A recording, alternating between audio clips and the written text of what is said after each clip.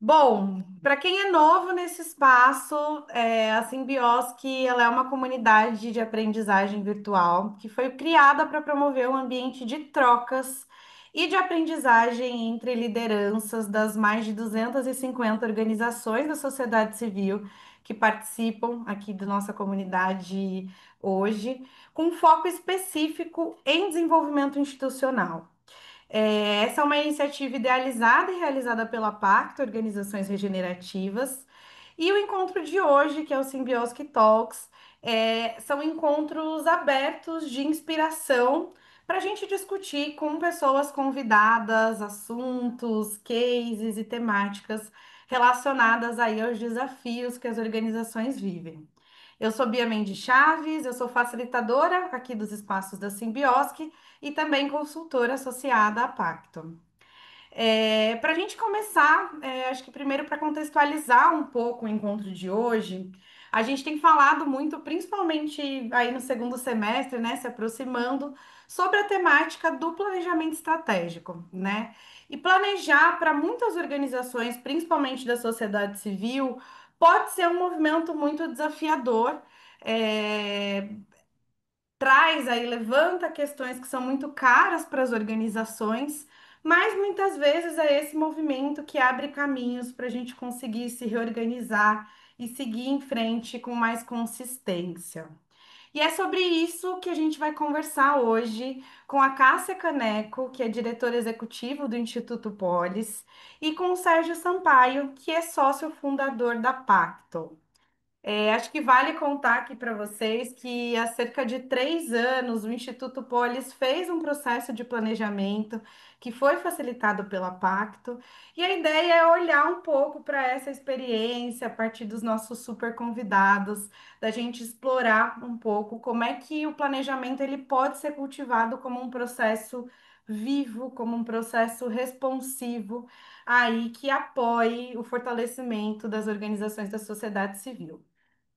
Então, sem mais delongas, eu quero convidar aqui, apresentar nossos convidados.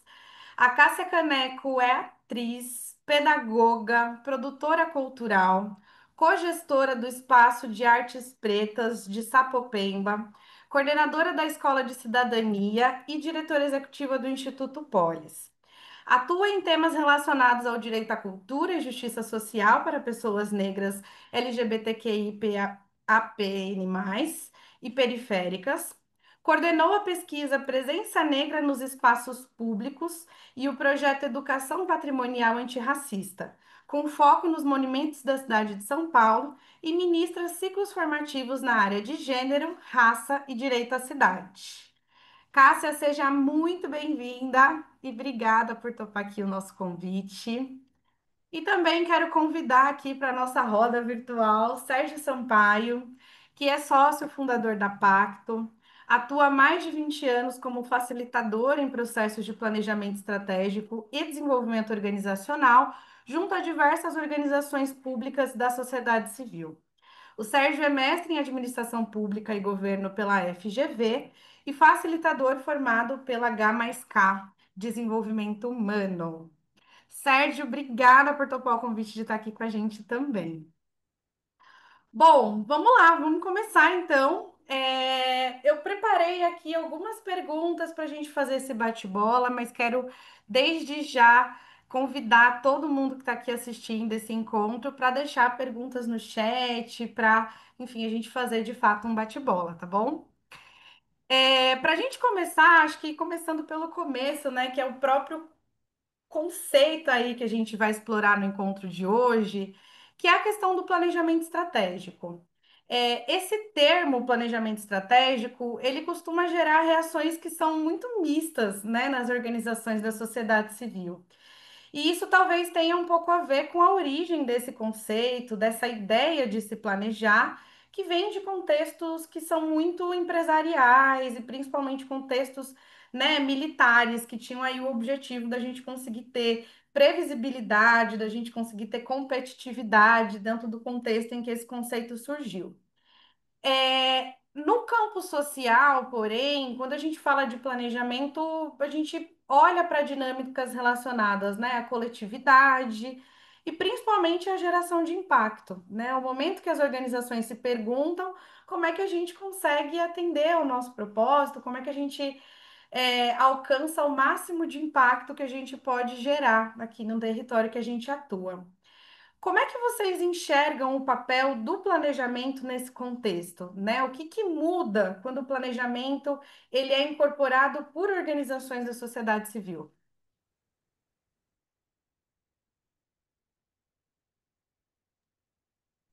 Posso Vai lá, começar? pode. Olá, bom dia.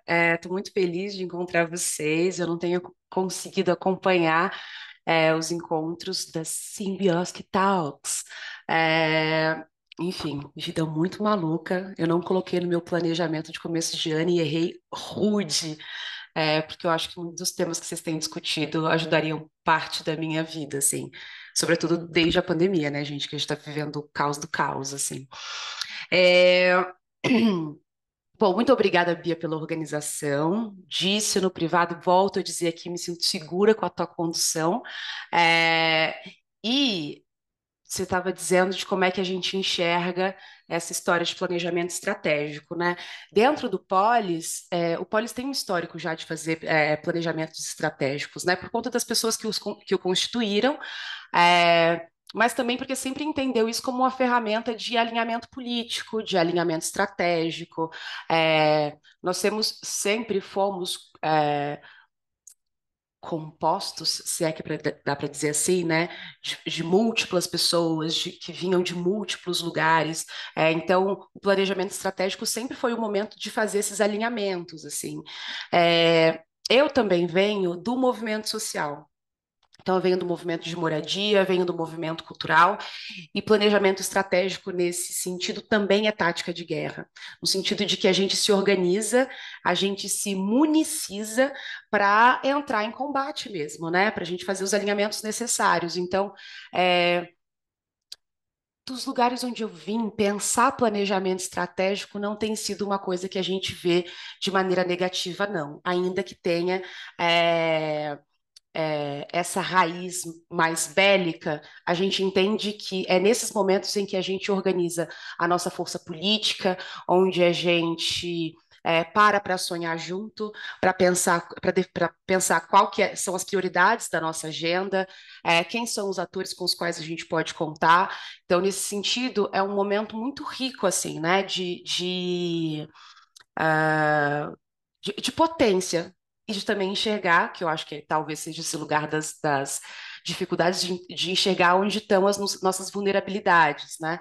É, inclusive, adiantando, assim, esse processo de rever, esse planejamento que a gente fez com a Pacto, sob a coordenação de Sérgio, há 3 anos atrás, me fez revisitar uma série de coisas, assim, uma série de coisas. A gente sabia de muita coisa há 3 anos atrás, e 3 anos depois eu posso dizer que a gente não sabia de nada, mas que a gente tem um estofo, a gente tem um aprendizado, a gente tem para onde voltar todas as vezes que a gente se perde muito. É, Então, se eu pudesse ser sintética, se eu conseguisse fazer isso, eu diria que não é verdade que as organizações se assustam com esse momento. Algumas delas, como nós, ficamos empolgadíssimos para esse momento. É, Gostaríamos de ter disponibilidade orçamentária, para poder fazer isso mais recorrentemente. Tanto é que a gente fez um planejamento estratégico de 5 anos, o que é impensável hoje em dia, né? A gente gostaria de poder encontrar a Pacto a cada 2 anos, a cada um ano, para a gente rever quais são esses processos. E aí a gente vai entrar em outras questões que inviabilizam esse encontro constante, recorrente com o nosso processo de planejamento. Viu? Eu não consigo ser sintética. Foi super sintética. E você, Sergio? Oi, gente, deixa eu dar as boas-vindas também, dizer que estou muito feliz de estar aqui na Simbiosque com a condução da Bia, incrível. E revendo a Cássia, vocês todos que estão aqui hoje estão testemunhando o encontro. Eu estou super curioso para fazer um monte de pergunta para a Cássia para saber que se desdobrou daqueles 3 anos para cá, o que que serviu, o que que não serviu. Então, é uma conversa é, gostosa para a gente ter entre nós.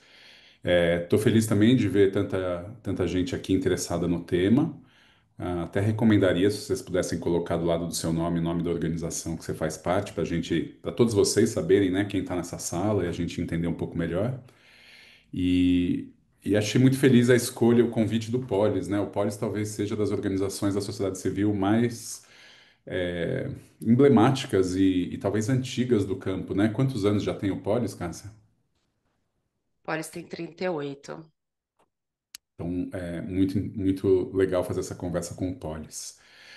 Voltando para a sua pergunta, Bia, sobre planejamento para as OSCs, eu vou um pouco na linha da Cássia. Eu acho que o planejamento é um momento de respiro, né? É um momento de autocuidado institucional. A gente está tanto no dia a dia fazendo 500 mil coisas sem tempo, todo mundo atropelado. Eu acho que o tempo hoje em dia a gente sente na nossa vida pessoal e não é diferente na vida organizacional. A gente vai sendo atropelado e o planejamento estratégico, se ele, ao invés de ser olhado como uma obrigação, alguma coisa que um financiador mandou fazer, ou enfim, se a gente entender como um espaço de escuta institucional, de reflexão coletiva, eu acho que é um baita ganho, como acho que foi no Polis, e onde a gente tem a possibilidade de amplificar, inclusive, a escuta, não só da equipe, mas eventualmente fazer rodadas de escuta externas. Uma outra coisa que a gente fez junto com o Polis, que a gente chama de vozes do campo. Então, pô, a gente vai sentar junto para pensar para onde a gente tem que ir, o que que é mais estratégico a gente fazer. Tudo bem. Aqui dentro da organização, claramente tem pessoas que vivem essa organização e vão saber responder essa pergunta. Mas como será que outros atores que veem a gente no campo entendem o nosso papel e acham que é mais estratégico também? Então, amplificar, fazer do planejamento estratégico um momento de amplificação da escuta, seja das pessoas dentro da organização, seja de atores que a organização considera relevantes do campo para que possam também balizar a atuação da organização, eu acho que é um momento, é um privilégio, um momento que, em geral, as pessoas gostam, né, Cássia? É um momento de respiro. E eu acho que o planejamento ele é um convite a responder a pergunta aonde que é mais estratégico a gente colocar nossa energia. Porque se a gente não faz essa pergunta coletivamente, a gente é arrastado. E tem muito isso que a Cássia falou também, né? Algumas organizações de tamanhos maiores, provavelmente, tem pessoas, cada indivíduo tem os seus desejos também. Só que a organização não pode ser uma somatória dos desejos individuais, porque às vezes eles podem puxar para lugares diferentes. Então, qual que é, digamos, a alma da organização? O que que a alma da organização quer? Escutando cada indivíduo e atores externos também. Então, para mim, o planejamento é essa possibilidade de fazer esse mergulho. Legal. E acho que tem vários aspectos que a gente vai ao longo dessa conversa aprofundando. Eu queria primeiro focar, acho que no que está no centro quando a gente fala desses processos de planejamento, que apareceu na fala da Cássia e também na fala do Sérgio, que é o papel do financiador, né, nesse processo de planejamento.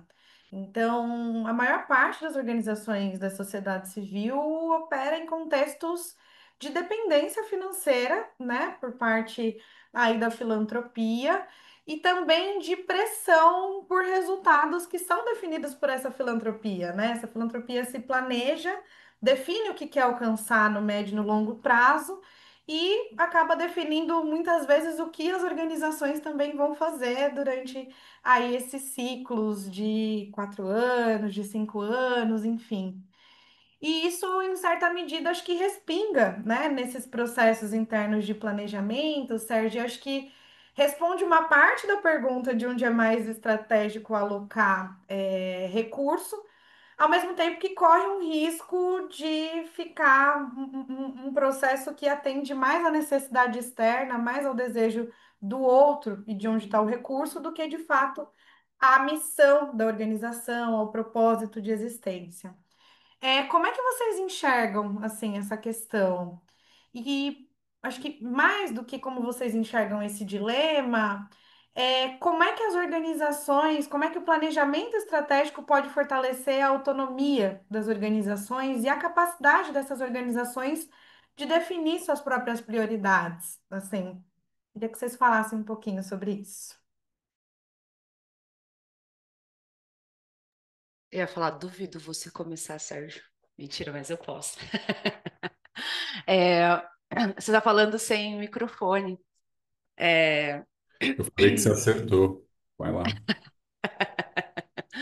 é, cara, essa pergunta, ela tem acho que essa reflexão tem nos inquietado bastante, assim. Porque é isso, né? Como organização do terceiro setor, a gente está muitas vezes sujeito a ter apenas parte da agenda que a gente definiu em planejamento estratégico financiada. É o que está acontecendo na atualidade do Polis, por exemplo. E a gente tem um compromisso estratégico, um compromisso com os grupos com os quais a gente trabalha, um compromisso com as pessoas que compõem o Polis atualmente, que é de alguma maneira tentar fazer conversar a agenda da organização, que não nasce só das nossas vontades, nasce de uma leitura aprofundada do contexto que a gente vive, de fazer com que ela converse com a leitura dos financiadores, que muitas vezes são tão distantes horrores da realidade que a gente vive, né? Uma das grandes contribuições do Polis é pensar a territorialização das políticas, das ações, e quem está financiando normalmente está muito distante disso. Então, vem com agendas que são globais, agendas que muitas vezes não estão pensando no território, que muitas vezes não estão pensando nas pessoas que estão nesses territórios. Então, acho que no nosso planejamento estratégico nasce essa missão de fazer valer é, o compromisso que a gente faz com os nossos pares, com os nossos atores pares, atores chaves. E isso tem sido muito difícil. No nosso planejamento estratégico, nós que éramos uma multiplicidade de temas, nos dividimos em três eixos estratégicos. Então, a gente começou a atuar a partir do eixo de justiça socioambiental e climática, de justiça territorial e urbana, que é um dos eixos do Polis, que é mais reconhecido, enfim, né, está desde a fundação da organização. O Polis tem se consolidado como um ator importante na produção de estudos sobre justiça socioambiental e climática, e essa é boa parte do nosso financiamento hoje, porque a agenda global é essa, né? Mitigação, adaptação climática, e a gente tem um eixo de justiça racial, de gênero e LGBTQIAPN+, que às vezes a gente chama internamente de J+, que a gente também chama de justiça interseccional nas cidades, mas que é um eixo que atualmente não tem nenhum projeto sendo financiado. É um eixo que tem alguns projetos pontuais, né? Então, esses projetos que você mencionou na minha bio de memória dos povos negros na cidade, de patrimônio e memória. A gente fez também um projeto desenvolveu um projeto de levantamento da como era? Dos símbolos, da cultura LGBT nas cidades, criou um plano de ação das políticas para a população LGBT que seriam importantes, né, considerando a vida das pessoas LGBTs na cidade. E são projetos muito pontuais. Então, o que a gente tem feito é um exercício de convencimento dos nossos financiadores de que pensar justiça urbana não pode estar desconectado de pensar quem são esses atores, de pensar quem são essas pessoas, de que para a gente não dá para a gente pensar na justiça socioambiental, a gente faz um processo de fortalecimento de catadores e de cooperativas. E as pessoas vão pensar na quantidade de emissão de carbono que a gente não está fazendo, ou está reduzindo, ou a gente pensa pouco sobre quem são essas pessoas, que muitas vezes são mulheres negras, que vivem em territórios periféricos, que vivenciam as questões climáticas de maneira mais aguda. Então, a gente precisa, o que a gente tem batalhado hoje, para colocar na agenda, inclusive, a gente vai com essa campanha para a COP agora, é da importância da gente financiar o fortalecimento, né, da gente pensar soluções, não só soluções baseadas na natureza, soluções baseadas em pessoas, mas a gente pensar em públicos específicos, né, de quem são. é, de pensar soluções baseadas no fortalecimento de mulheres negras, por exemplo, no fortalecimento de lideranças que estão nos territórios periféricos, porque são essas pessoas que têm sofrido é, essas escolhas políticas que a gente fez no modo de consumo, de produção das cidades.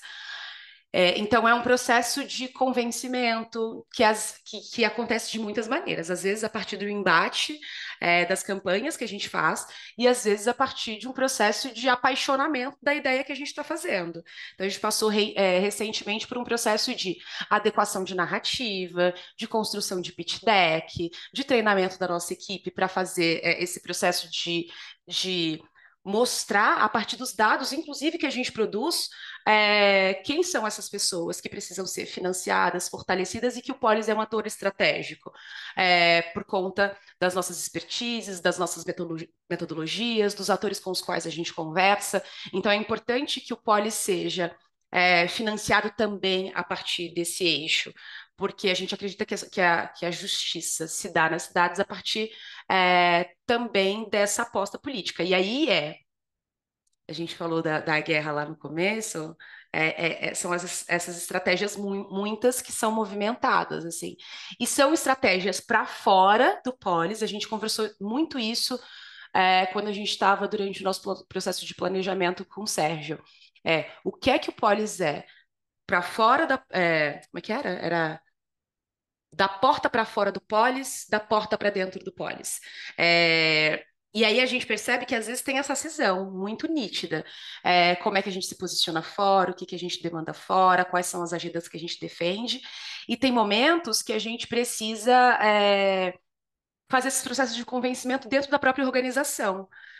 Que está acostumada a atuar de outra maneira, com outros atores, enfim. Eu acho que a gente ainda é muito dependente, mas a gente tem é, um compromisso com quem a gente é, com como fomos fundados, com o que a gente estava defendendo e com os atores que a gente tem trabalhado nos últimos 38 anos, né? Então, tem gente que está com a gente, se a gente pensar a União dos Movimentos de Moradia, se a gente, enfim, que está com a gente desde sempre. A gente precisa pensar como é que a gente financia essas ações para além da função que essas pessoas executam. Como é que a gente fortalece identidade, como é que a gente fortalece estratégia política. Por hora, e já caminhando para concluir, o que a gente tem feito tem um nome melhor para isso, talvez Sérgio me ajude. Mas a gente tem chamado de vaquinhas de tempo. Então, tem projetos que a gente está desenvolvendo nos territórios que quem está pagando o profissional é o projeto que trabalha sei lá, mobilidade. É o projeto que trabalha com fortalecimento de catadoras. E aí a gente está fazendo também o trabalho de fortalecimento dos coletivos culturais. Então tem esse processo de ajuste interno institucional, esse remanejamento dos orçamentos, de como é que a gente, ao invés de fortalecer um grupo, a gente fortalece dois, mas o mesmo território. É, Sei lá, as estratégias são muitas. Tem financiador aqui? Se eu contar todas as estratégias, aquelas. Mas a gente está nesse exercício constante, é uma coisa que não para. Todo dia a gente tem que pensar uma maneira nova, assim, né? De pensar como é que aquele documento duro cabe na nossa vida real, nas demandas da vida real, assim. É que nem quando a gente pensa salário e contas. Tipo, todo mês é uma estratégia diferente.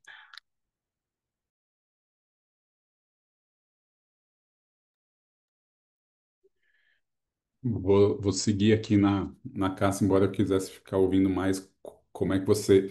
É muito interessante tentar imaginar as mil estratégias que vocês têm que fazer com financiadores diferentes, quando é financiamento institucional, quando é financiamento por projeto, quando esse recurso já está carimbado, quando vocês conseguem internamente nutrir diferentes áreas da organização. Eu acho que, infelizmente, as organizações da sociedade civil precisam ter muito essa criatividade, né, Bia? Porque a gente tem um campo de financiadores no Brasil se comparado com outros países, ainda muito exíguo, né? Doa-se pouco no Brasil, coloca-se pouco recurso e, e muitos financiadores com um pensamento que, né, a gente recentemente fez um seminário sobre avaliação decolonial, como ter também financiadores numa lógica que não querem que as organizações estejam submetidas à sua lógica, e sim sejam parceiros mais horizontais. Então, voltando à sua pergunta, como quebrar esse ciclo, né, de a OSC está a serviço, né, do que um financiador quer? Acho que a primeira coisa é um papel político de promover essa transformação, é o embate mesmo, né? Usando a palavra da Cássia, eu acho que as OSCs têm que peitar mesmo os financiadores. Não é fácil, eu sei que aqui mesmo a gente tem muitas organizações pequenas, né? Acho que é mais fácil o Instituto Polis peitar um financiador do que uma organização pequena e nova, mas eu gosto de lembrar assim, acho que de um ensinamento do movimento negro que chegou no Instituto Ibirapitanga, por exemplo, uma organização branca, financiadora, que financia projetos de equidade racial. E chega com o dedo na cara, falando: Ó, vocês têm que nos dar dinheiro para isso. Não é? Olha, será que você podia nos dar dinheiro? Tem esse projeto, né? E negociando R$ 1.000 aqui. Não, é o seguinte: vocês têm. É uma dívida histórica vocês financiarem a existência da nossa organização com R$ 1 milhão no ano. Não é fácil, não estou dizendo que também o movimento conseguiu o que queria dessa maneira, mas eu acho que parte da provocação da sua pergunta tem a ver com o papel político das OSCs. Esses dias eu estava conversando com uma amiga que tem uma organização nova, feminista, falando da suadeira que estava de negociar R$ 8.000 ou R$ 10.000 de uma atividade que ia acontecer numa organização ali. Falei, nossa, que doído, né? Vocês tinham que estar negociando R$ 1 milhão para a existência da organização, tá ali.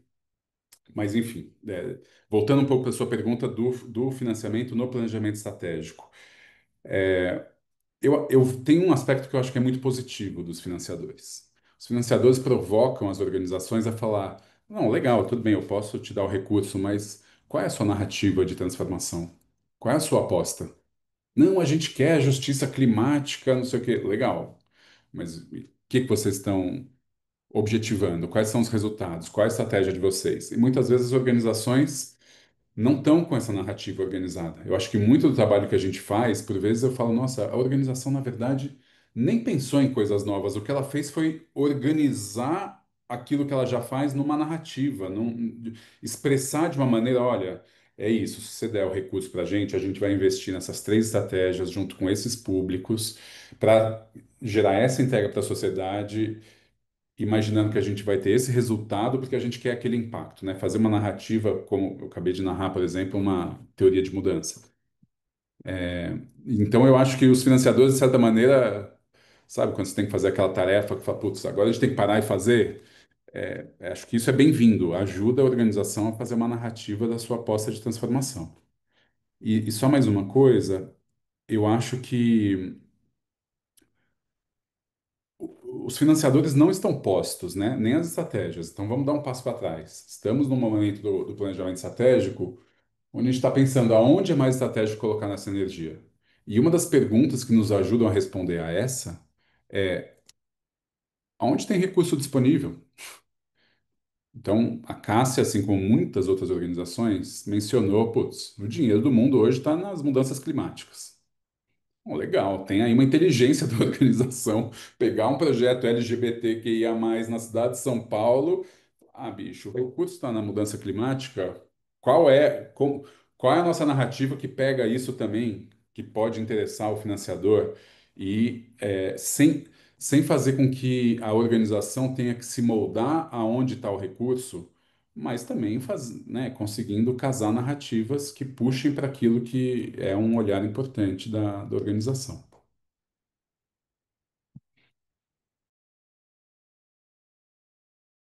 Vai lá, Ah, Cássia. eu queria complementar, tava procurando minha câmera, porque ela... Aí eu aqui, ó, tipo, Eu tava assim, ela tá é, levantando a mão. aham.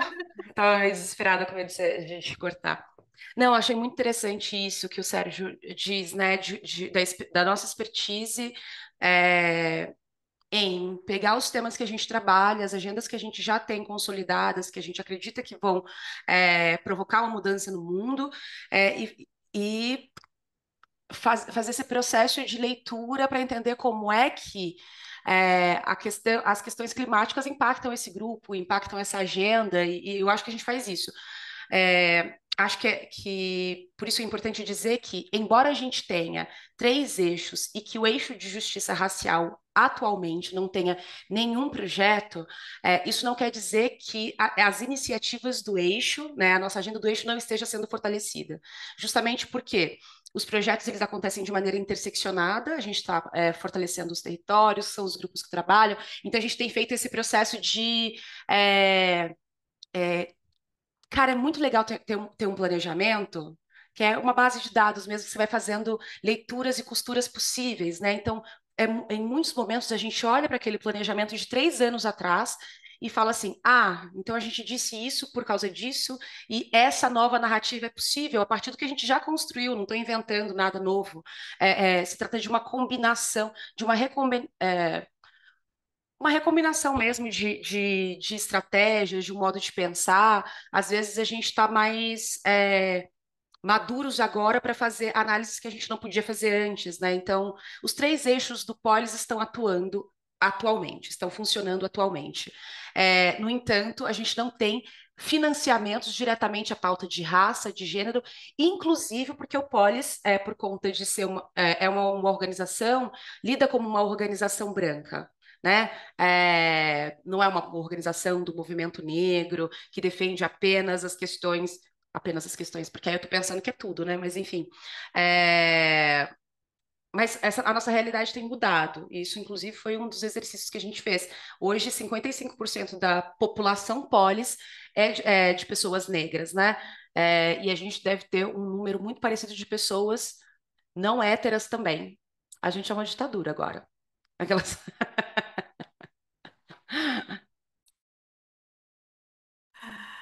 Ai, muito bom, Cássia, muito Bia, bom. deixa eu complementar mais duas coisas ainda sobre dinheiro, porque eu acho que a gente sempre gosta de olhar para duas lentes dentro de uma organização, que é o dinheiro e o poder. Então, a gente vai falar de governança, né? Não é tema desse Symbiotic Talks, mas é interessante também, depois acho que a Cássia pode comentar, como o próprio processo de planejamento acho que ajudou em mudanças de governança da organização. A Cássia passou a integrar a diretoria, por exemplo. Tamanhas as contribuições da Cássia no planejamento estratégico que ela foi aclamada como diretora. Mas então, sobre poder dentro das organizações é sempre importante ter esse olhar. E sobre dinheiro, como a gente lida com dinheiro, como a gente capta e como a gente se organiza financeiramente. E eu acho que isso não tá exatamente no centro da sua pergunta, mas também é um baita desafio, né? Como que a gente financia internamente, remunera as pessoas? Então, se o dinheiro está carimbado, ou se a gente consegue pegar um dinheiro não carimbado de um financiador e apoiar diversos projetos, não só aquele projeto. Essa é uma outra briga também que as OSCs têm que peitar os financiadores. Os financiadores só querem dar dinheiro carimbado para um determinado projeto, há poucos recursos institucionais ou recursos livres. E e quanto mais recurso livre, né, mais a organização tem a possibilidade de distribuir os seus recursos e pegar, né, ó, quem vai pagar o salário da pessoa X. Durante esse ano, é o que você chamou de vaquinha, né, de projetos, talvez, Cássia. Esse ano, a Cássia vai ser remunerada pelo projeto A e pelo projeto B, ou o projeto A vai ajudar a Cássia a estar nesse projeto, mas ela também vai estar naquele outro que não tem um financiamento direto, mas é isso que está viabilizando. Então, tem uma criatividade financeira que precisa de um rebolation aí também. Perfeito. Antes de eu passar para você, Ingrid, eu vi que você está aqui com a mão levantada, só não queria perder o fio da meada de duas perguntas que surgiram aqui para mim a partir da fala de vocês. A primeira, Sérgio, você falou, bom, onde está o dinheiro? É uma das perguntas que ajudam a responder essa pergunta maior de onde é mais estratégico colocar a nossa energia. Quais são as outras subperguntas, assim? Para responder essa pergunta maior, de onde é mais estratégico colocar energia, o que que você elencaria aí como um caminho incontornável, assim, para responder. Eu sei que cada organização tem um contexto distinto, mas assim, para onde as organizações têm que olhar para responder essa questão? E Cássia, na sua fala, você falou sobre vocês estarem com mais maturidade para ler o contexto, enfim, para entender, né, o contexto do campo social. O que que significa isso? Vocês estão mais maduros, assim? Você acha que está com mais equipe, está com gestão da informação mais qualificada, está com apoio externo? O que que é, assim, essa maturidade em compreender o contexto, na sua perspectiva? Vai a Cássio ou vou eu? Vou Pode ir eu. você, Sérgio. Nossa, eu Isso. fiquei com vontade de responder a pergunta da Cássia. Saiu o Bolsonaro, né? Mas vamos lá. Dá para a gente entender um pouco melhor como é que o mundo pode se mover. Mas voltando para a pergunta que você me fez, Bia, de quais são as perguntas, né? Para que dimensões a gente olha para responder a pergunta onde é mais estratégico colocar energia? Aí as pessoas que me conhecem aqui vão entender, eu vou precisar compartilhar a tela, porque eu acho que um diagraminha sempre ajuda, assim, então vou pedir licença para a gente compartilhar aqui uma tela que eu talvez ajude vocês. A gente, não lembro se a gente usou exatamente isso dessa maneira, Cássia, com vocês, mas é o que a gente tem usado mais recentemente. Então, a gente costuma olhar para quatro dimensões, Bia, e é na intersecção dessas quatro que a gente fala, bom, então aqui é mais estratégico. Então, primeiro tem uma questão que é quais são os problemas, os desafios da sociedade que nos mobilizam?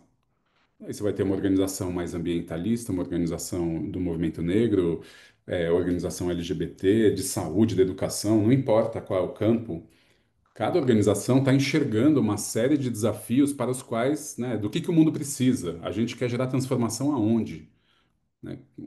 Quais são, que tipo de transformações a gente quer gerar? E a lista é enorme, né? Porque os problemas são enormes. Se eu fizer essa pergunta para qualquer organização aqui, vocês vão fazer uma lista de, cara, a gente está indignado com essas 485 coisas. Ok, a gente vai atuar sobre todas elas? Provavelmente não, a gente não tem perna para isso, ou talvez não tenha nem expertise. Mas é interessante a gente reunir e escutar quais são os desafios, os problemas que mais nos afligem no momento, que a gente acha que precisa de intervenção, ou que transformações a gente quer, e listar esses problemas. Isso já são os objetivos estratégicos da organização? Não, ainda não. Isso é uma primeira aproximação para a gente falar isso. Esses são os temas que nos interessam mais, os que nos mobilizam mais. Beleza, é tipo cozinhar. Separa, picou a cebolinha, coloca ali do lado. Vamos para uma outra pergunta. A gente não vai fazer mudança sozinho no ecossistema. Quem são os agentes de transformação desse ecossistema? Também, vamos listar. Vamos trabalhar com todos eles? Não vamos. A gente depois vai ficar buscando as intersecções. Mas aonde já existe bastante. Se a gente está querendo decidir aonde a gente coloca nossa energia, também é interessante ver aonde tem escassez de atores gerando transformação. Então, quais são os agentes de transformação desse ecossistema e aonde já tem muita gente fazendo coisa e aonde não tem ninguém fazendo nada também. Então, essa pergunta da abundância e da escassez de atores em prol de algumas transformações, acho que também é uma reflexão relevante. A pergunta dos recursos financeiros disponíveis, que eu comentei há pouco, está aqui também. Não adianta também a gente falar, tem todos esses problemas na sociedade, tem esses atores, daqui a pouco eu falo da pergunta 4 que tem a ver o que nós sabemos fazer bem feito, mas não tem recurso disponível nenhum para isso. Então, aonde tem recurso que a gente possa encaixar nossa atuação sem, né, eu vi uma pergunta aqui no chat falando, né, o quanto que ir atrás de onde tem recurso, de certa maneira, violenta aquilo que nós somos ou o que a gente quer fazer. E eu acho que é uma pergunta muito importante porque a gente não pode se perder nisso. Ah, tem recurso disponível hoje para, sei lá, energia solar. A gente não faz nada com isso, mas vamos passar a fazer. Bom, daí não faz o menor sentido. Mas eu estou falando aonde tem recurso disponível dentro desse espectro dos desafios das transformações que a gente quer promover. E tem aqui um mergulho mais profundo, Bia, que a gente sugere, que é qual é o nosso DNA, quais são nossas capacidades, nossas potencialidades, onde está o tesão da nossa organização, o que que mobiliza as pessoas que estão aqui dentro. Acho que essa pergunta é fundamental, é onde está, digamos, a ânima da organização. E qual é o nosso papel, né? O que que é o papel mais interessante e regenerativo que o Polis pode ter dentro do ecossistema que ele faz parte? O que que é único do Polis?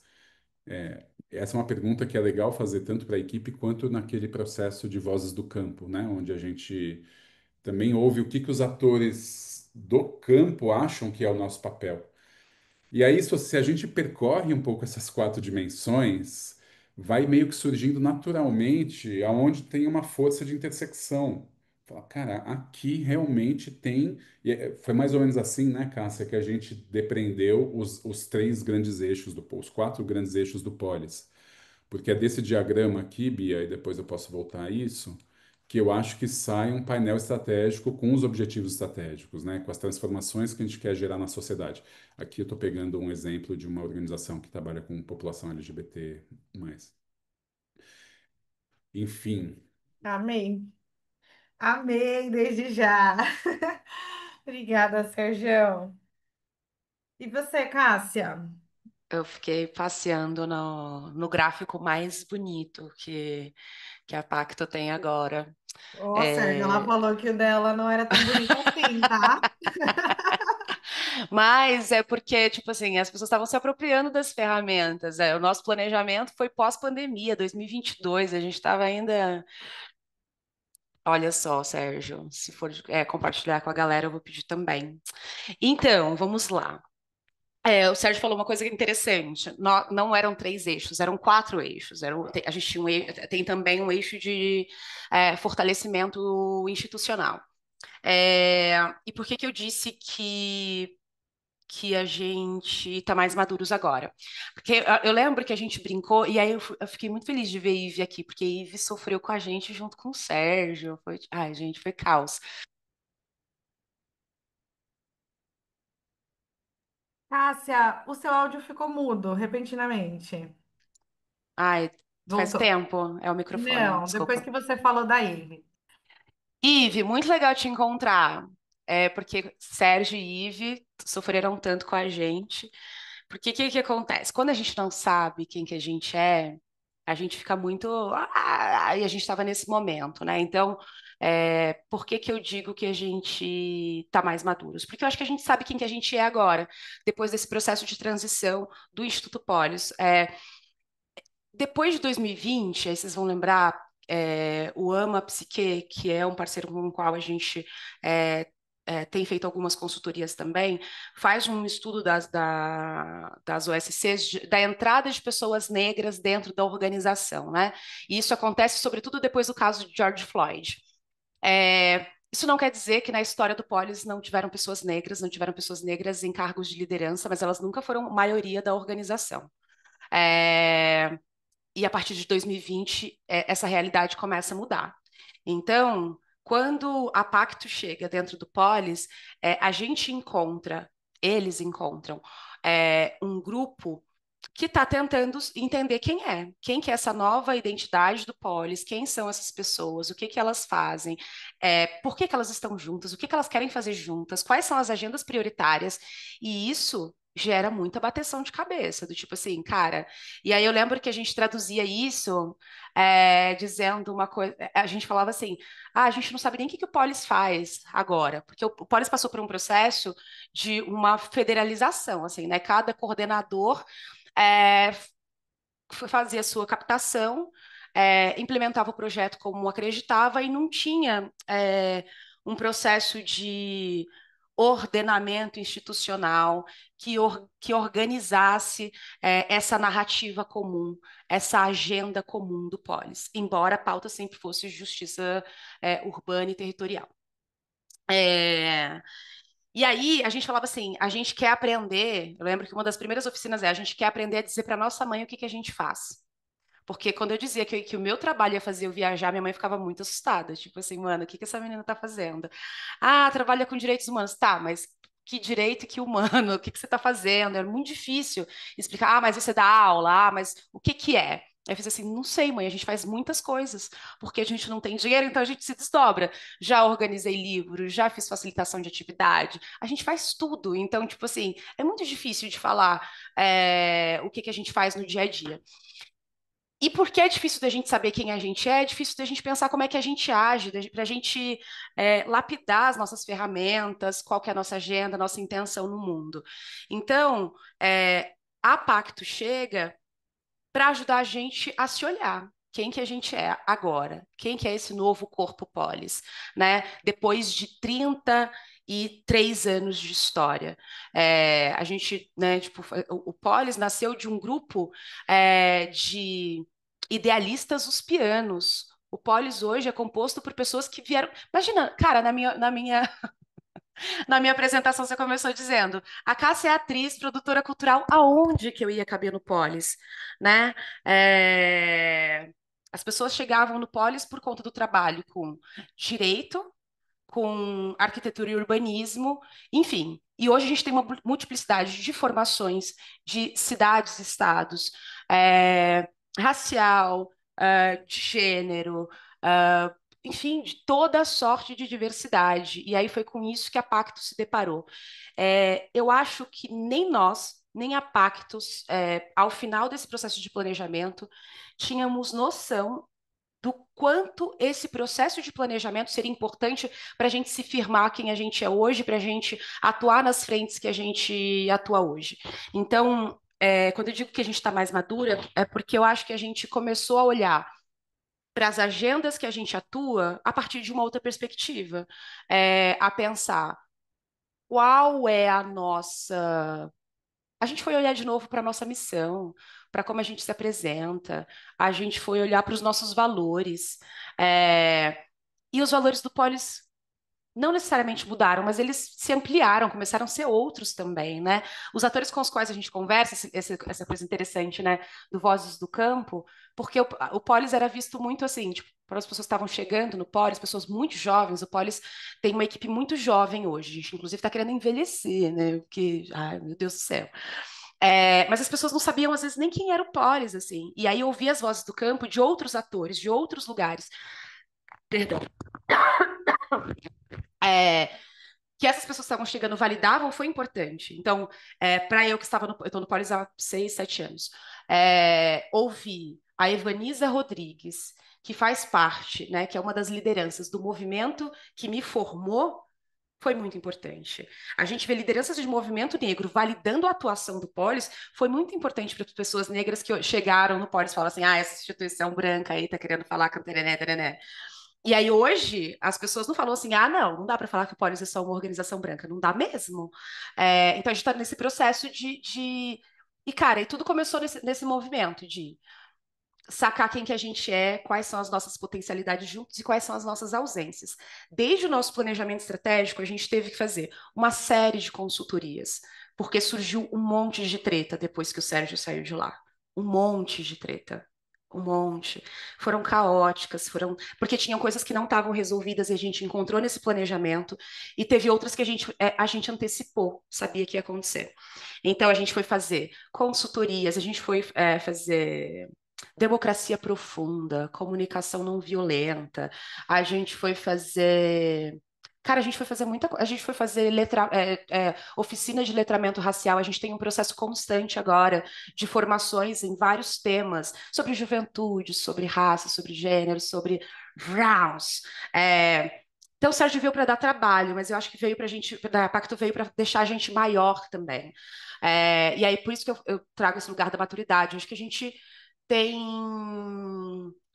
uma melhor compreensão das nossas ausências e a gente tem buscado suprimi-las como a gente pode. Então, às vezes, a gente tem dinheiro nesses financiamentos mais abertos, de verbas não carimbadas, para promover formação da equipe. Então, vocês vejam só, o Polis escolheu uma diretora que nunca tinha sido diretora antes, que estava aprendendo a ser coordenadora. E aí, quem é que paga a conta disso? É o Polis sozinho? Sou eu sozinha? Porque aí a coordenadora não fala inglês e aí a gente precisa conversar com o financiador. É, porque aí a equipe que chegou não usa tal ferramenta que é muito importante. E aí é isso, a gente vai fazer com que a pessoa custeie isso sozinha, ou a organização vai custear sozinha, ou o financiador precisa se implicar nesse processo. E aí eu acho que tem esses tensionamentos de agenda. Assim, tá bom. Quando a gente vai conversar com financiadores, eles falam assim: ah, porque a equipe de vocês precisa ser diversa, precisa ser assim, assim, assim. Mas vocês vão dar dinheiro para a gente formar as pessoas, para a gente ainda não está em. Ai, cara, é muita coisa. Fiquei empolgada. Mas cara, tipo, nos últimos 3 anos tem muita coisa. A gente tem grupo de referência da nossa política de diversidade e inclusão que não existia. A gente tem um comitê de ética que não existia. A gente contratou uma ouvidoria para ouvir denúncias e coisas que a gente tinha guardado de trocentos anos, que surgiram no nosso planejamento estratégico e que, em alguns momentos, inviabilizaram as atividades do planejamento estratégico, porque eram dores que a gente não tinha recebido ainda, não tinha resolvido ainda.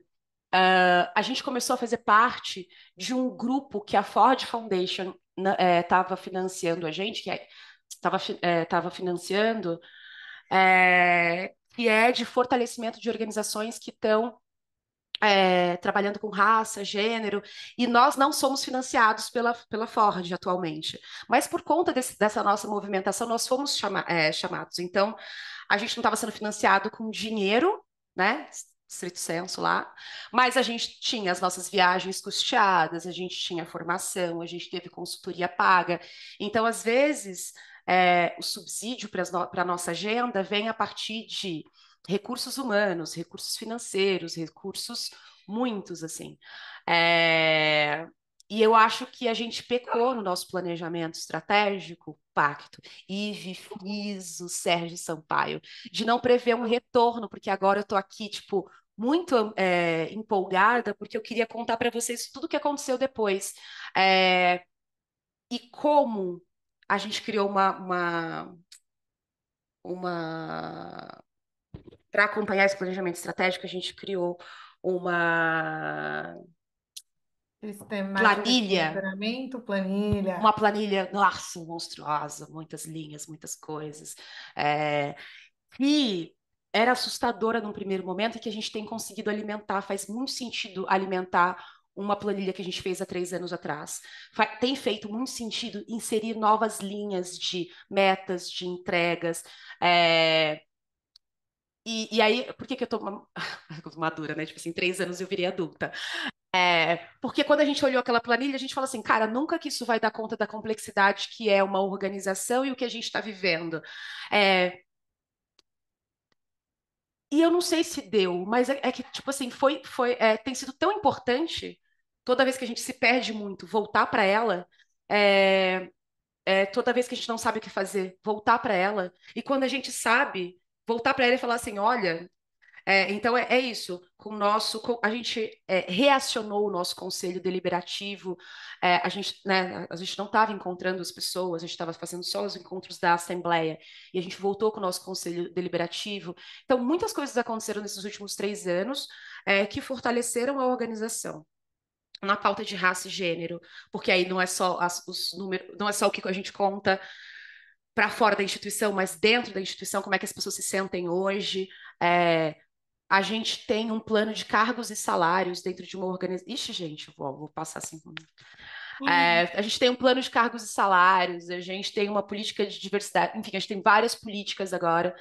E a gente fez isso tudo nos últimos 3 anos. E eu estou muito contente de encontrar vocês nesse encontro, porque normalmente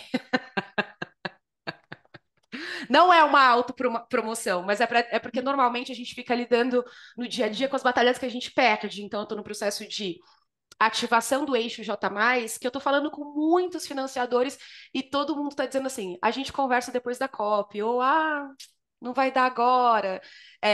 Então tem sido nãos constantes e olhar para a quantidade de coisas que a gente construiu nos últimos 3 anos diz que a gente está no movimento certo, assim, de que talvez depois da COP a gente tenha resultados incríveis. Então, é, ter feito essa linha de base, assim, né, esse marco zero da organização, a partir de todas essas transformações, é importante para a gente olhar. para os nossos avanços e também para os nossos erros mais comuns, que a Isso. Vanessa colocou aqui. A Ingrid vai gangrenar com essa mão para cima. É isso que eu ia falar.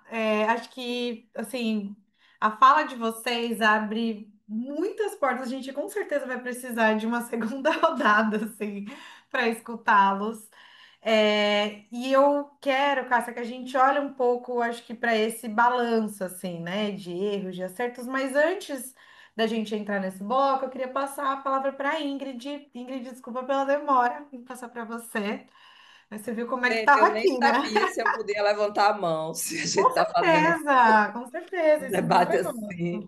mas eu fiquei muito provocada. Inclusive, enquanto vocês falavam, depois que eu levantei a mão, eu tive vontade de abaixar e depois eu tive vontade de levantar de novo. Então, obrigada demais, assim, tanto ao Sérgio pela Cássia, né, a vocês também, Bia, por fazer esse espaço incrível. Eu sou Ingrid Farias, eu sou daqui de Pernambuco e eu estou diretora executiva do Instituto Update, diretora executiva, estou diretora de articulação e alianças do Instituto Update, junto com a minha co-diretora Carol, que é a diretora executiva. Eu fiquei super mobilizada com várias questões que vocês trouxeram, muito mobilizada também, Cássia, de poder olhar para o Polis, assim, eu trabalhei anos atrás na Habitat para a Humanidade e a gente fez alguns trabalhos juntos e é muito massa poder olhar para essa organização hoje e ver você como sendo essa pessoa também que tem feito essas mudanças, assim, né? E compartilhar também os desafios de ser uma mulher diretora, uma mulher negra diretora, que é isso, não fala inglês, e aí como é que vai falar com os financiadores, como é que vai estar nesse lugar, então acho que o planejamento estratégico também é importante para poder olhar esse um a um. Então, fico muito feliz com essa experiência que vocês tiveram de que o planejamento fez esse movimento de saber quem vocês são, né? Saber quem são para poder entender como é que a gente atua. Então, mais do que preparar as pessoas para ser alguma coisa que a gente quer que a organização seja, também saber quem as pessoas são para poder, a partir disso, construir marcos aí do que é que a gente pode fazer juntos, né? Eu fiquei com duas dúvidas com vocês falando. Uma que você falou muito, Sérgio e Cássia, sobre essa coisa do eixo, né? Do eixo de trabalho e tal. Hoje a gente na organização tem olhado um pouco para esses eixos a partir de programas de trabalho, né? Programas de atuação que a organização tem. Então, vocês entendem que esses eixos de atuação seria a mesma coisa com esses programas? Sérgio, qual a tua experiência nessa perspectiva, assim, de organizar, de colocar a organização a partir dessa forma mesmo, né? De arrumar a casa e tal. Então, hoje a gente tem, por exemplo, três programas, né? Que são programas que têm feito o abraço a esses projetos, a essas coisas que a gente tem desenvolvido. Também fiquei super interessada, Cássia, quando você traz que assim tem algum eixo de trabalho de vocês que não tem financiamento, mas que vocês têm dado conta com outras coisas, né, em outros eixos. Então, também ali fazendo aquele puxa-estica que a gente sabe como é que a gente faz também nas organizações da sociedade civil. E também fiquei muito interessada de te ouvir falando de que hoje vocês são uma organização 60% de pessoas negras, né, de pessoas aí LGBTQIA+, e tal. Somos uma ditadura agora no ambiente institucional das OSCs, mas de como é que isso se reflete também nesses desafios, né? Porque achei incrível a coisa da ouvidoria e tal, é algo que a gente tem feito, assim, hoje a gente instalou uma cultura organizacional que é a sociocracia, que ajuda muito a gente também a pensar a partir dessa lógica da distribuição do poder, né, de como cada um tem um papel e não a gente tem pessoas uma em cima da outra e tal, então pensar um pouco nisso tem sido um desafio grandão, porque a sociocracia também não traz todas as respostas e é uma metodologia que é estruturada, né, por pessoas que nem sempre estão no contexto do que a gente está inserindo, mas que vai se adaptando, né? Então a gente chama de updatecracia, assim, né? O que a gente está fazendo. Então, queria também escutar de tu como é que esse aumento também nessa equipe, né? Hoje, por exemplo, a gente também tem um aumento da equipe, mas isso representa também para vocês um aumento das pessoas que tomam decisão dentro da organização, que estão nesses papéis de decisão, ou vocês conseguiram aumentar a equipe muito mais nesse tamanho e tal, mas esses cargos, historicamente, né, tomam as decisões se eles ainda não estão equilibrados, assim. Eu falo isso porque hoje eu sou de uma organização mista, né? O Instituto Opirete é uma organização mista, mas a gente também tem diálogos com várias organizações do campo e tal, e tem falado muito sobre isso, assim, de avançar a presença de pessoas negras e indígenas nesses espaços, mas mais em quantidade em espaços de não tomada de decisão do que em tomada de decisão, né? Então, a gente também tem entendido como é que a gente faz isso e prepara as pessoas, porque é isso, assim, a gente não chega pronta a essas organizações, né? Eu tenho uma trajetória de 15 anos trabalhando em ONG, mas eu não cheguei à diretoria pronta para poder fazer isso daí. Então, é isso, não interessa de onde a gente vem, né? Toda vez que a gente chega na linha de chegada, a linha de chegada muda a linha de chegada. Então, como é que a gente também vai olhando para isso? Então, eu queria também escutar um pouquinho disso de vocês aí. Desculpa demorar muito. E, Cássia, queria teu telefone para poder conversar contigo. Desculpa. Queria muito poder falar contigo também. Tem um grupo de diretoras negras que a gente criou, então queria tanto poder também te ver ali nesse espaço e a gente compartilhar mais e tal. Então, é isso. Maravilhosa, obrigada, Ingrid. Imagina, quando quiser, pode levantar a mão de novo, colocar no chat. A gente tem aqui o desafio do tempo, né? Mas acho que a ideia é realmente todo mundo trocar ideia. Obrigada. Quem quer começar respondendo? Cássia ou Sérgio? Na última foi o Sérgio que começou, então, Cássia, você topa começar dessa vez? Topo. Vamos conversar com a Ingrid também, porque ela fez, tipo assim, muitos dos desenhos que eu falei que hoje estão mais bonitos, a Ivy estava fazendo. Ah, não, então eu me perdi. Quem que é a Ingrid? Ah, Ingrid, tá, desculpa. A gente já quer conhecer a Update Cracia. Mas eu falo desse jeito de São Paulo. Ai, muito feio, cara.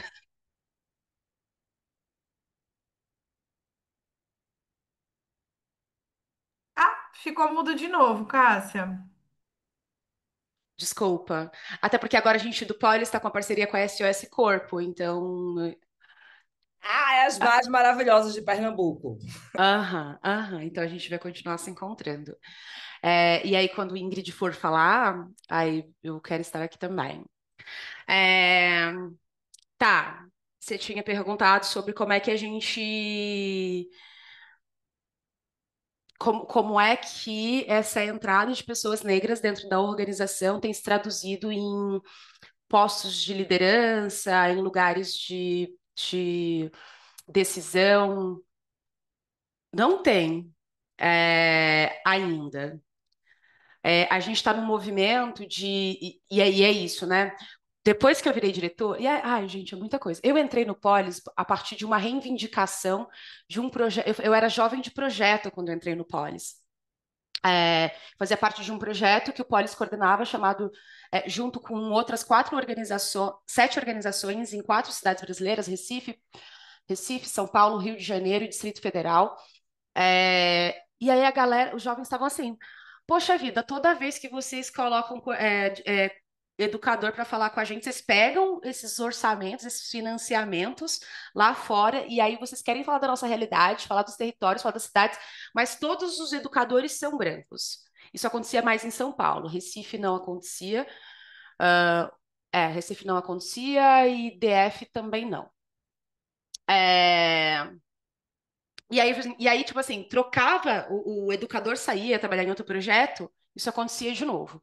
E aí o Polis fez o exercício de, bom, a educadora que estava trabalhando precisava sair, foi para um outro projeto, e aí o Polis, ao invés de abrir uma vaga aberta, abriu a vaga dentro do projeto. E aí eu me candidatei, né? Então é a partir de uma reivindicação que eu entro no Polis. É a partir de um processo de discussão, amadurecimento, de demanda externa, de novo, de financiador, de contexto político, que eu viro coordenadora e diretora também. É, E aí, muitas questões. Eu sou uma mulher negra de pele clara, né? Tipo, durante 4 anos eu fui a única mulher negra do Instituto Polis.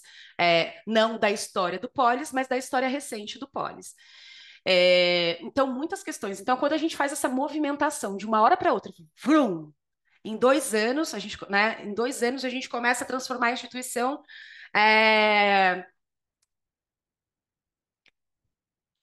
Sei lá, inteira, desde a sua essência, de ponta a ponta.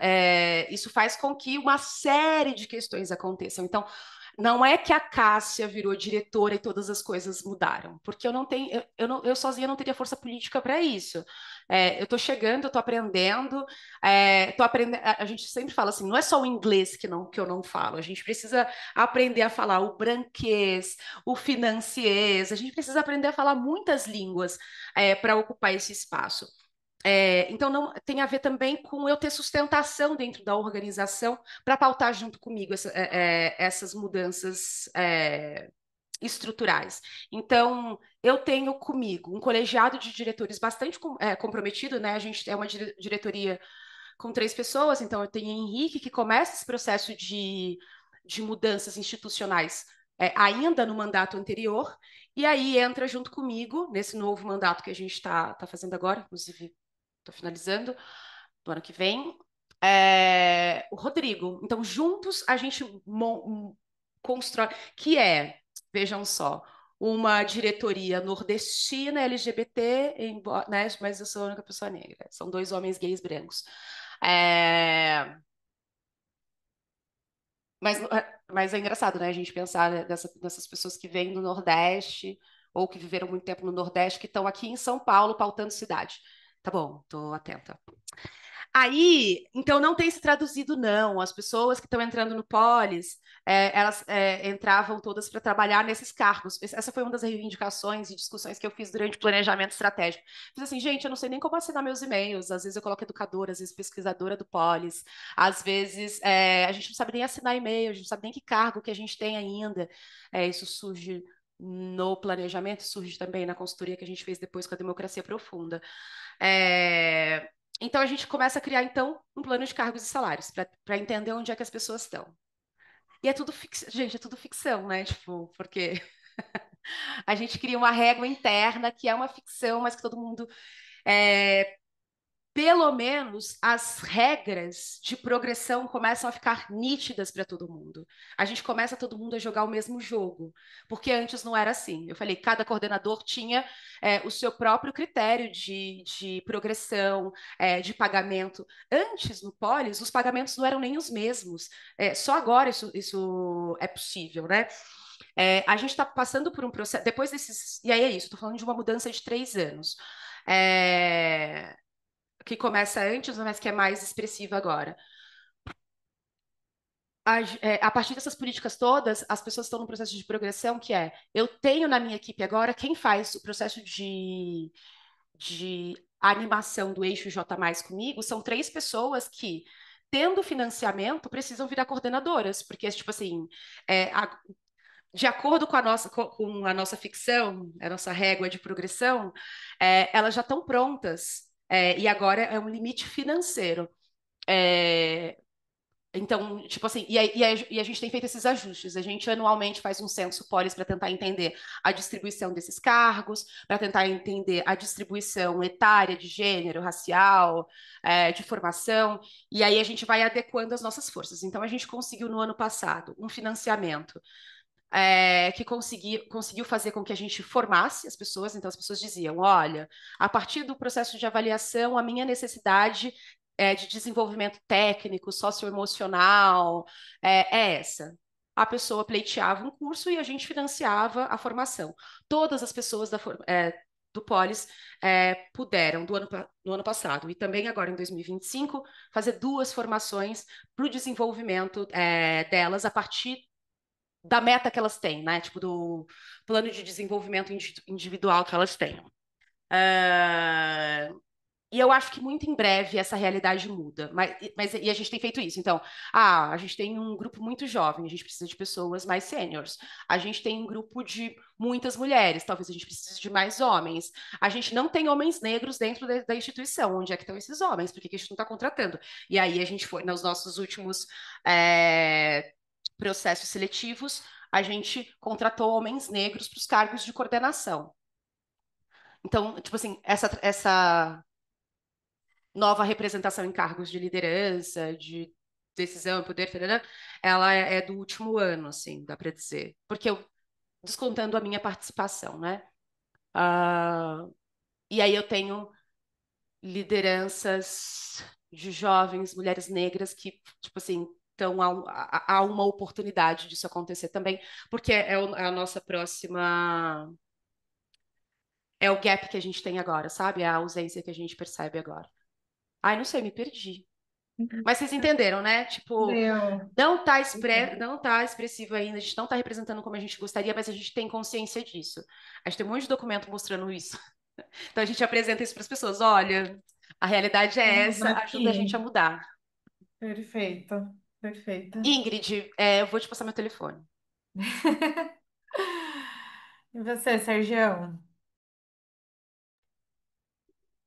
Eu queria, antes de responder a pergunta de eixo, o programa que você fez, Ingrid, queria fazer um comentário como observador do processo de planejamento do Polis de 3 anos sobre essa questão racial que a Cássia está trazendo. E Ive, também, se você quiser contribuir com sua leitura, que a gente estava junto. Primeiro que eu tinha feito planejamento do Polis uns 20 anos atrás. Então, chegar numa sala onde metade das pessoas era negra, já era uma mudança visível, né, da composição do grupo. E foi muito, muito interessante. E a outra percepção que a gente ficou, eu estou te trazendo isso, Cássia, é que a inovação, a revolução estava sendo pautada por todas as pessoas negras da instituição. Para nós, aquele planejamento estratégico foi marcado pela voz das pessoas negras, exigindo um novo eixo, cutucando questões de governança, uma série de coisas que você está falando. Claro, não, não tá, né? É sempre necessário avançar mais, mas eu observei ali como muito essa a provocação, todas as reflexões sobre estratégia da porta para fora, ou mesmo de reorganização da porta para dentro, eram pautadas pelas pessoas negras da organização, e na sequência você vira diretora. Então, não sou eu, né, que consigo dizer dos lugares institucionais de tomada de decisão, como você está perguntando, Ingrid. Mas um momento de escuta participativo, coletivo, onde todas as vozes estão ali sendo escutadas com o mesmo peso, eu acho que aquela arena foi importante também e deflagrou vários processos. Para a gente foi muito bonito de ver, sei lá, foi evidente isso, Cássia.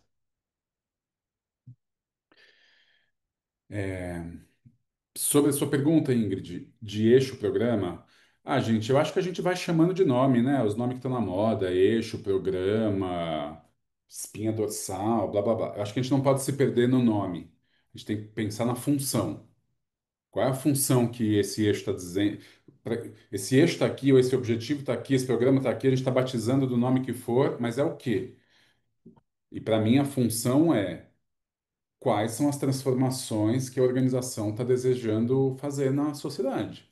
Então, é via programa, é via eixo, ó, é uma transformação em justiça racial, em questão climática, na questão urbana, é um eixo, é um programa. É que, assim, para ser um programa, né, mais do que um eixo, um objetivo estratégico, o programa ele precisa ter um desenho, né? Se é um programa, qual que é o desenho desse programa? Quais são as estratégias desse programa, os resultados? Daí a gente tem que fazer um detalhamento do planejamento do programa. Mas o ponto, digamos, o ponto de chegada de um programa, do eixo, se ele for o grande impacto que a gente está querendo na sociedade, o nome não importa. Se é eixo ou programa, o que importa para mim, eu acho que é a função dele, que é definir qual é o grande impacto que a gente está querendo chegar. Perfeito. Bom, a gente está se aproximando já da reta final do nosso encontro, acreditem ou não. Já quase passou 1h30. A conversa está muito boa. Eu espero que a gente tenha a oportunidade de fazer aí uma segunda rodada, porque tanto o Cássia quanto o Sérgio trazem aí aspectos que valeria, né, da gente se aprofundar. É, A ideia aqui também foi da gente conseguir, né, ter por um lado, escutar, acessar a experiência de uma organização que viveu esse processo na prática, para contar um pouco dessa experiência e também ter o olhar de uma pessoa, né, Sérgio, que é consultor e que tem experiência nesse campo há mais de 2 décadas.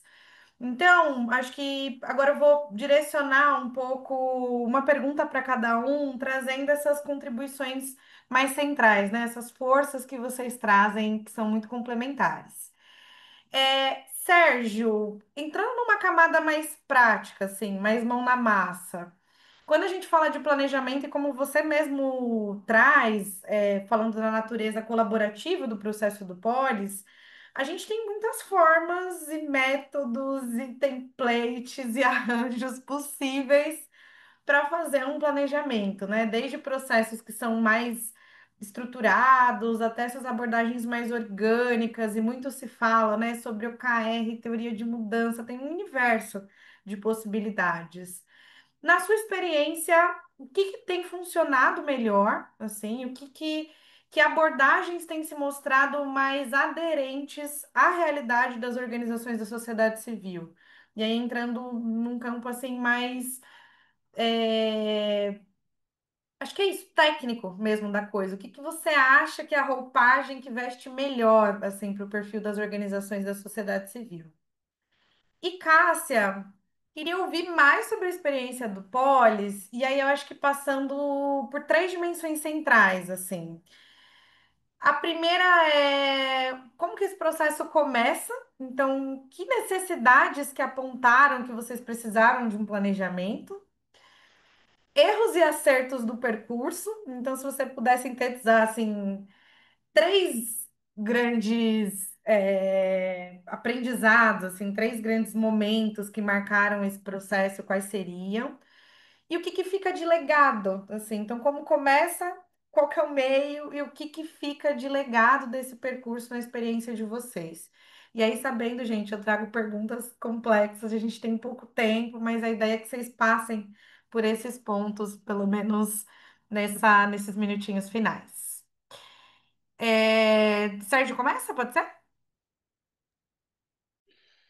Pode ser, eu acho que eu vou ser breve na minha resposta, porque a gente inventa um método cada vez que a gente chega numa organização. Não é a resposta que as pessoas aqui gostariam de ouvir, eu acho. Não, então beleza, o site vai compartilhar duas, três planilhas, usa o OKR, usa não sei o que, usa não sei o que, aplica e está resolvido. E mesmo quando chega alguém para trabalhar conosco na Pacto, uma pessoa nova, fala, ah, legal, né? A Pacto faz planejamento estratégico. Então, conta aí, qual é a metodologia que vocês usam? E eu vou dizer que faz 20 anos que a gente vai lá, escuta a organização, fala, nossa, aqui acho que faz sentido a gente fazer tal trajetória, a gente inventa uma planilha na hora. Porque eu acho que tem que ser dançando conforme a necessidade da organização e não chegar com uma metodologia que vai lá e pousa na organização. A planilha que a Cássia falou, fiquei feliz que você falou que vocês estão usando, Cássia. A gente criou juntos a planilha. Não sei se você lembra. Teve uma reunião que a gente falou, "Ah, a gente imaginou então pegar o plano de vocês, estruturar dessa maneira, tal. E vocês, não, não, isso aqui não faz sentido, melhor fundir tal célula com tal e tal." Então, talvez uma resposta meio balde d'água para quem quer super. Me dá aí um frame para eu fazer, mas acho que eu posso compartilhar um pouco, talvez mais algumas lógicas que a gente traz, né, Bia? Eu vou voltar a compartilhar a tela para a alegria da Bia. Peraí, só um minuto. Opa. Então, eu falei aqui para vocês, e esse aqui, por exemplo, é um frame que a gente, que acho que ajuda a gente a fazer a parte mais do pensamento estratégico do que do planejamento, a parte mais existencial, a mais profunda, a que gera reflexões.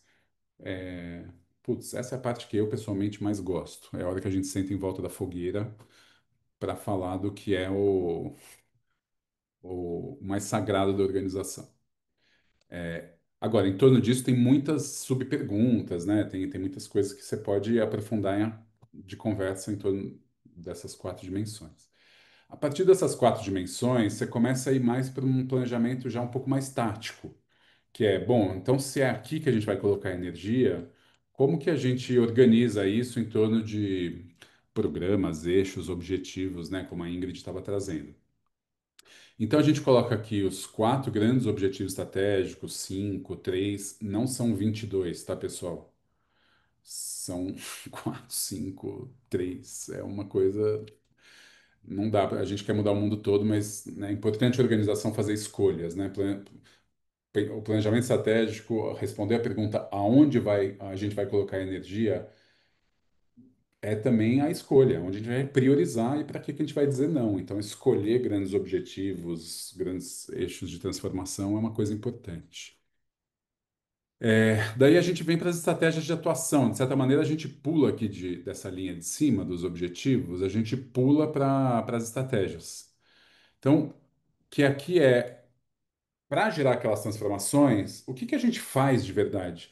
Porque você pode ter, eu vou pegar aqui duas organizações do mesmo campo, né, o WWF e o Greenpeace, que podem ter os mesmos objetivos com relação ao bioma da Amazônia, com relação ao Cerrado, com relação à Mata Atlântica, com relação às comunidades tradicionais, aos povos ribeirinhos, enfim. Você pode ter objetivos estratégicos muito semelhantes em algumas organizações que têm o mesmo desejo de transformação, mas a maneira de atuar pode ser muito diferente.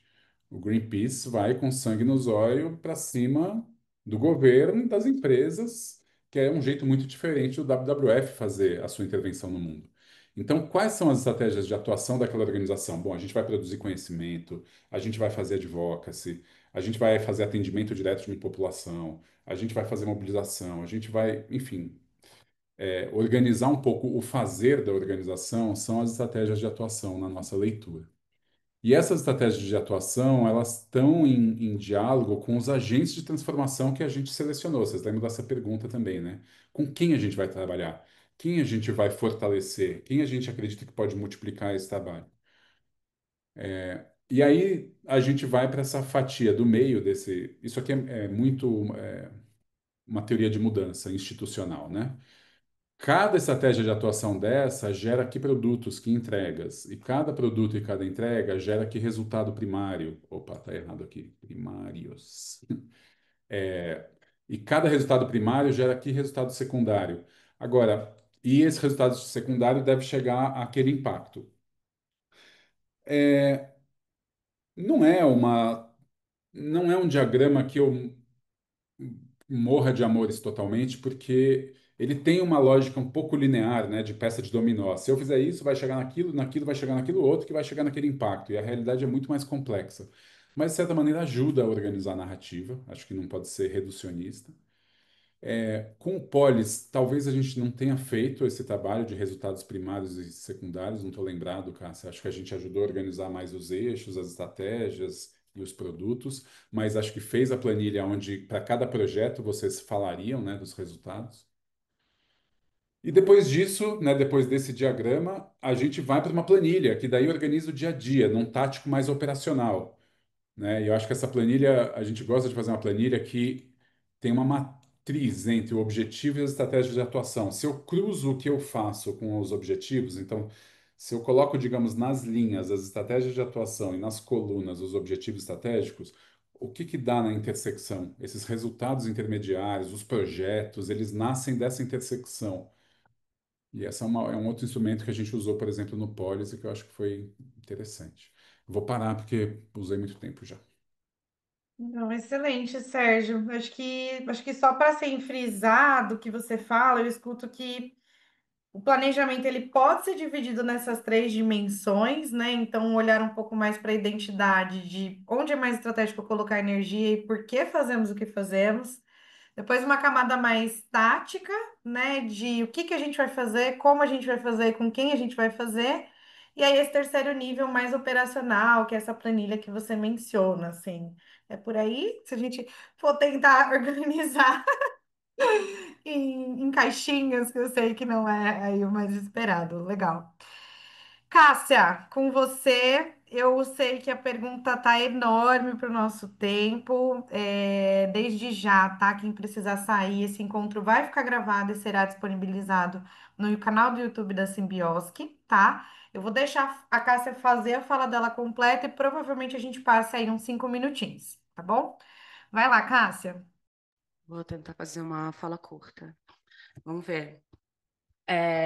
Acho que é importante, só conectando com isso que Sérgio colocou, né, de da gente escolher onde vai colocar as nossas forças, porque conecta com o nosso começo de conversa, da importância do planejamento estratégico. Eu acho que esse é um exercício de saúde mesmo, de saúde institucional e saúde de nós que compomos a instituição também. Acho que desde a pandemia, a gente tem trabalhado absurdo. A gente sempre trabalhou muito porque a gente está querendo mudar o mundo. Mas desde a pandemia, tipo assim, o mundo acabou e aí a gente ainda está tentando sustentar ele. Tá terrível, tá assustador, tá difícil e a gente continua. Então, acho que esse exercício de focar em quais são os nossos objetivos principais, qual que é, né, tipo, de direcionar as nossas forças, entender onde é relevante, assim, a nossa atuação, onde a gente começa, é importante para que a gente se mantenha vivos, né? Tipo, enquanto organização, enquanto indivíduo. Eu acho que essa necessidade de planejamento, ela surge num primeiro momento, porque a gente estava fazendo um processo, a gente estava encerrando uma relação de muitos anos com um importante financiador do Polis, um financiador que estava com a gente há muitos anos e que aportava recurso para boa parte da organização. E o que foi muito interessante desse processo é que eles fizeram um término super responsável, né? Tipo, do tipo, ó, Cássia mutou. ai, gente, é que esse controle fica na minha barriga. Aí, tipo assim, eu encosto na mesa, é terrível. Então, eles fizeram um término, tipo, responsável, do tipo assim, olha, estamos terminando, hein? Estamos saindo. Vamos construir condições de vocês conseguirem caminhar sem o nosso apoio de maneira tão direta.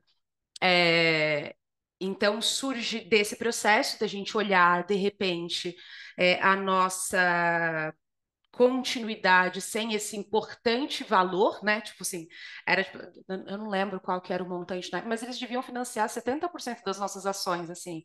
É, e fazer esse exercício de entender como é que a gente vai funcionar para além disso? Quem são os atores com os quais a gente pode contar? Quais são as nossas forças, as nossas fragilidades? Quanto a gente precisa se renovar para responder às demandas do novo, desse momento? Foi muito importante, porque esse processo ele acontece junto com o movimento da filantropia internacional mesmo em relação ao Brasil, né? Então, tipo, a filantropia começa a migrar para os países em guerra, para a África, e diz que a gente está super suave. É, então, acho que foi interessante para manter a gente existindo é, diante desse cenário, né? Que a gente ainda não conhecia bem. é, Enfim, acho que isso foi importante. Sobre erros e acertos do percurso, ah, eu acho que a gente anda muito acertados, assim. Acho que as coisas que a gente se comprometeu, a gente vem cumprindo num curto espaço de tempo. A gente normalmente fala de transformações que demoram muitos anos, assim, né? Que são muito esgarçadas no tempo. E a gente, com poucos recursos, é, tem se dedicado a cumprir a agenda que a gente se propôs no nosso planejamento. Eu acho que tem uma questão de erro, e aí não é erros durante esse processo, que tem mais a ver com os erros durante o nosso processo de planejamento, que às vezes é a dificuldade que a gente tem de imaginar é, cenário para além do que está previsto. Não sei se é, não sei se é claro o que eu estou dizendo, mas o que eu quero dizer é que em alguns eixos específicos que já tinham projetos previstos, as nossas metas e entregas elas estavam muito dentro do que prometia, das entregas prometidas para os financiadores, porque elas já estavam no campo de visão, né? E aí eu acho que a gente sentiu uma dificuldade de pensar para além disso. E acho que a gente esbarra naquele lugar do que a gente propõe para além da agenda dos financiadores.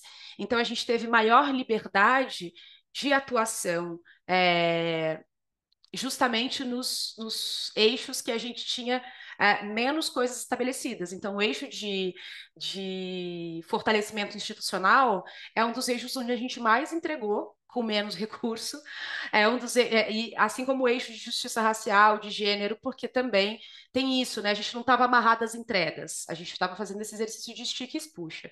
Estica e puxa. E o que fica de legado é que, tipo, o planejamento é uma ferramenta muito, muito, muito importante.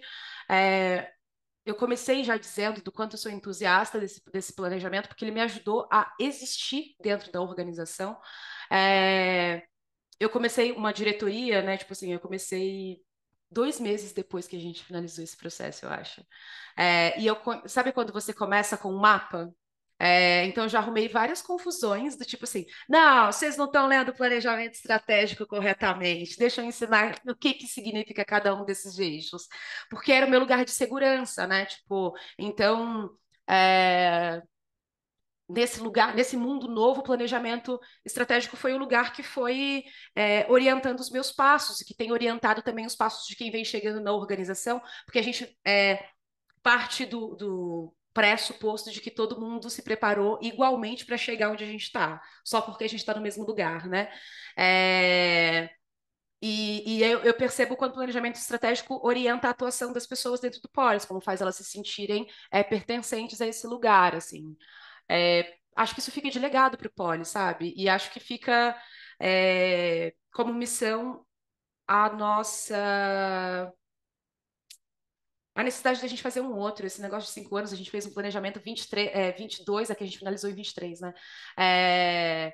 23, 28. É tipo, cara. E o Sérgio ficava dizendo: vocês estão sendo ousados, vocês estão sendo ousados. A gente estava sendo mesmo. Se a gente não conseguir recursos até lá, a gente tem um planejamento, tem um mapa, é, mas a gente precisa rever ele, porque muitas coisas estão acontecendo. Cara, inventaram o chat GPT nesse espaço de tempo. A gente precisa correr. Gente, realmente, né? Assim, 2022 foi ontem, mas tudo mudou. Bom, pessoal, quero muito agradecer a generosidade aqui de vocês dois, Sérgio, Cássia. Foi maravilhoso ter a oportunidade de escutar vocês. Aprendi muito hoje. Tenho certeza que as pessoas que estão assistindo a gente até agora também devem estar muito inspiradas, muito mobilizadas. Eu espero que a gente tenha a oportunidade de fazer uma segunda rodada dessa conversa, porque tem muita coisa interessante para a gente olhar juntos. E quero agradecer em primeiro lugar, tá bom? Então, muito obrigada pela disponibilidade de vocês, muito obrigada pela partilha. Seguimos em contato. Para quem está nos acompanhando aí, sigam a gente nas redes sociais, canal do YouTube, Instagram, enfim, e seguimos em contato. Obrigada. Obrigado, Bia.